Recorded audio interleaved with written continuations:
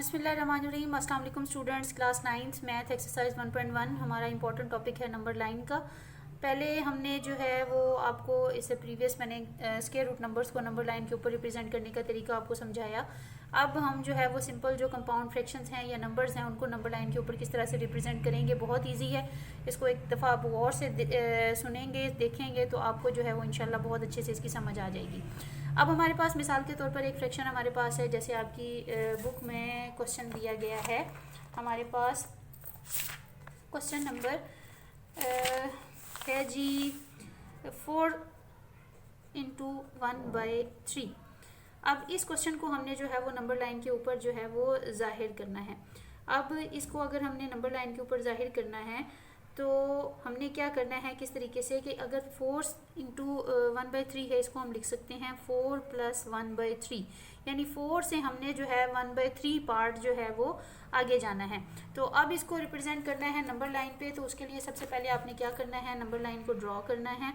Number line को draw करने के बाद इस तरह से आप नंबर लाइन को ड्रॉ कर लें, ठीक है। एक आप जो है वो सेंटर में ज़ीरो ले लें, ठीक हो गया। उसके बाद आप इक्वल डिस्टेंसेस पे पॉइंट्स के निशान लगा लें। जैसे कि 2 सेंटीमीटर पे मैंने पहला पॉइंट लगाया, 4 सेंटीमीटर पे दूसरा निशान लगाया, 6 सेंटीमीटर पे तीसरा निशान लगाया, ठीक हो गया।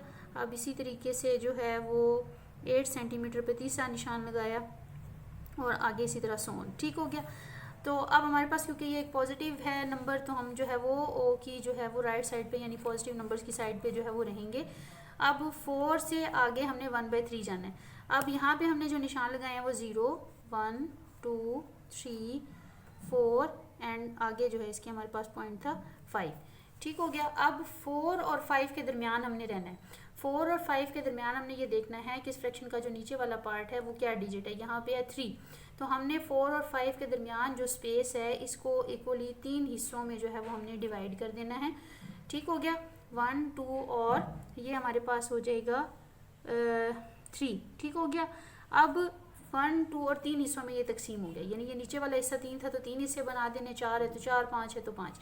अब ऊपर वाला हमें ये बताएगा पार्ट, इसका जो ऊपर वाला नंबर या डिजिट है ये हमें ये बताएगा कि हमने कौन से पार्ट में जो है वो हमारा ये कंपाउंड फ्रैक्शन जो है वो लाई करेगी।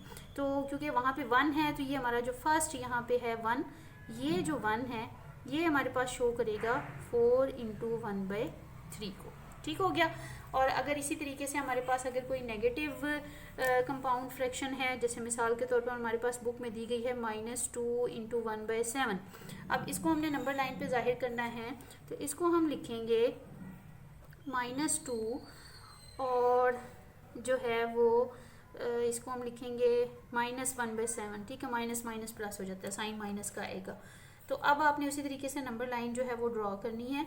नंबर लाइन जो है वो आपने ड्रॉ करने के बाद यहाँ पे जो है वो सेंटर में आप 0 ले लें, ठीक है। अब हमने क्योंकि लेफ़्ट साइड जाना है, हमारे पास नंबर्स जो हैं वो नेगेटिव है हमारे पास, तो ये हमने 2 सेंटीमीटर को 1 पॉइंट के बराबर रखा, अगले 2 सेंटीमीटर को 1 पॉइंट के बराबर रखा, उससे अगले 2 सेंटीमीटर को 1 पॉइंट के बराबर रखा, तो ये हमारे पास आ गया जी -1, -2, -3।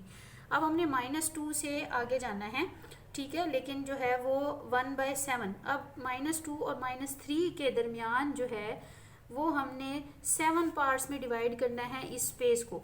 7 पार्ट्स में इसको डिवाइड करेंगे तो ये हमारे पास आ जाएगा 1, 2, 3, 4, 5, 6 एंड 7, ठीक हो गया। तो ये हमारे पास 2 था, ये 7 पार्ट्स में डिवाइड हो गया। हमने कौन सा पार्ट लेना है, नीचे वाला बताता है हमें टोटल नंबर ऑफ पार्ट्स और ऊपर वाला नंबर हमें बताता है कि कौन सा पार्ट।